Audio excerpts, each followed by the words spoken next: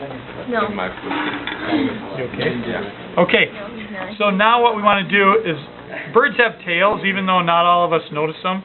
This one has kind of a fan type tail. Pheasants have a really long, pointy feather in their tail.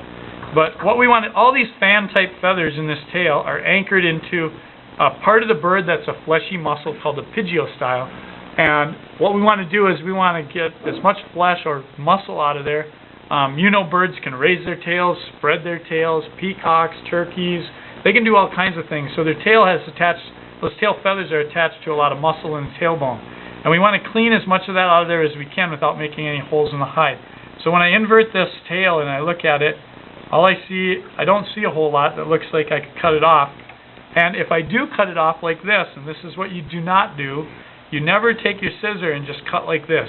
If you cut all that fleshy material out, you'd be cutting across every feather butt of all those fan feathers and they'd all fall out. So you do not go in and just cut like this. What we do is we go in and first of all you guys all cut the tail bone when you skinned out your hide. And there's a little bit of the tailbone left and we really don't want to leave it there. So we take the scissor, we just kind of work in under it and carefully kind of pull it out of there, and that little vertebra, that last vertebra of the tailbone. And then, like I said, we don't cut across the feathers like this, we cut alongside of them. So you just kind of carefully take your scissor and, without cutting deep into the hide, cut the connective tissues and muscles that are attached to this, all the feathers that are the tail. And we cut alongside of the feathers are coming straight up and down here, so we turn it to the side and we carefully cut off the flesh on the side of the feathers without cutting through the feathers. And so you'll know that because cutting through the feathers would be very difficult. They're hard to cut through the base of the feathers, so we don't do that. The other thing that we have going on back here is birds are able to oil their feathers from two glands called the pineal glands. And those glands are located at the base of their tail and they're filled with oil, and we don't want to leave them in here and just have the oil leaking out onto our hide or feathers. So what we do is we come in here and you can see these, I'll point to them, you can see these two glands.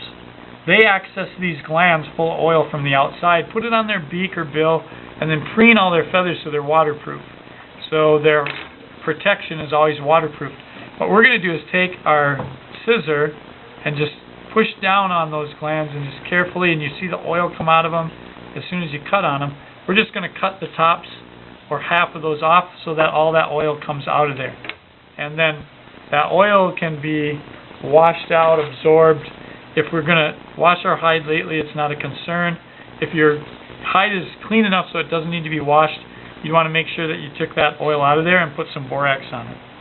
So once you've done that, the only other thing that you would do with your tail is this is all feather butts here, and we can carefully take our scalpel and just slide it between them.